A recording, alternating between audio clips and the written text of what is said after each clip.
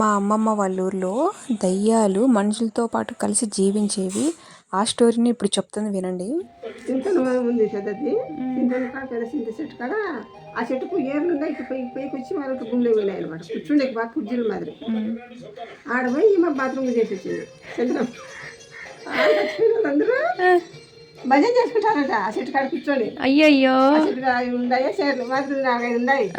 దాని మీద కూర్చొని భజన చేసుకుంటారు. అయ్యయ్యో, ఈమె పోయి అది చేసి వచ్చింది. ఏమకి పట్టింది దయ్యం. పట్టింది ఈమె పోయింది అటు పోయింటే ఉన్నాడు ఆయన పని ఏమో ఇద్దరు కలిసి పోయినారు అటుకి. పోయి ఈయన తిట్టినాడు అమ్మని. దీనికి ఎంతమంది చెప్తే వదిలే తెలియలేదు, ఊర్లోనే పీడించుకుంటే అందరికి చంపుతుంది. ఇప్పుడు వాళ్ళు తిట్టినట్లా వాళ్ళని తిట్టినట్లా దీనికి ఏంటి చెప్తే బట్టి పంపిలా అంతవరకు అక్కడికి మారినది అని తిట్టిన. మనం తిట్టినాక ఏమో పోయిందా.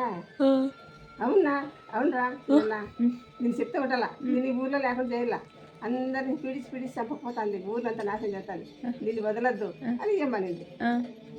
అప్పుడు ఆయన ఊర్లో చూసినామే కదా, అప్పుడు చెప్పిందట లేచి. పట్టినాయమ్మ లేచి, చంద్రమ్మ నువ్వు చెట్టు కాడికి చేసి వచ్చినావు, మీరు రాత్రి కూడా భజన చేసుకుంటా నిన్ను వదలను చూడనిందంట. అవన్నాడు చెప్ప. చంద్రమ్మ చంపుతావా, చూస్తాడు నన్ను ఇంటికి తిరుగుతా అంటే చంపేస్తా అనింది. నేనే నిన్ను చంపుతా అని చెప్పన్నాడు. అప్పుడు మీ చంద్రం మేమే అయ్యమనిలే ఆ మాటకి.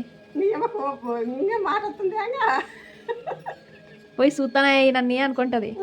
వస్తుందేమో చంపుతుందేమో, అందరు చంపింది. ఆయన చూస్తాండే ఇంక దయ్యాలు రోజు లెటర్ మీదప్పుడు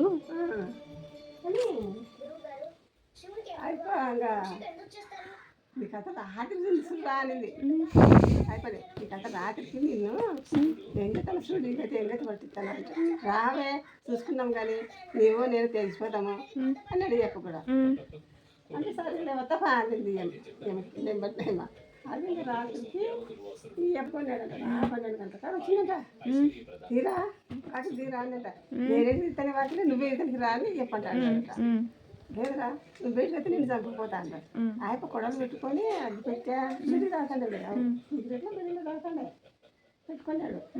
అది పెట్ట కాడిపోతావు, బూటి చేస్తే నేను ఇట్లాగే ఉంది అని ఆయన చెప్పి తింటాడంట. ఇట్లా అది పిలుస్తాడంట. రాచ్చు కదా లోపల కదే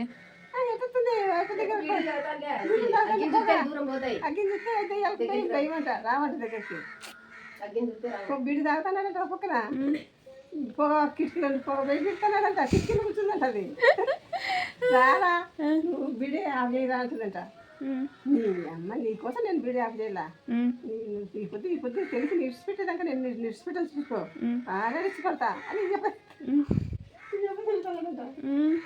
ఎందుకంటే అప్పుడు అది అదే వెనక్కి పోయిందంట దయమే. ఇంటి దగ్గర బీడీలు ఆఫ్ చేయలేదన్న, అదే పనిగా బాగా దండ తెచ్చుకుంటున్నాడు. అవునులే, బాగా పొగ ఇస్తాలని. చాలా ఉన్నాయి ఇంకా ఇలాంటి స్టోరీలు.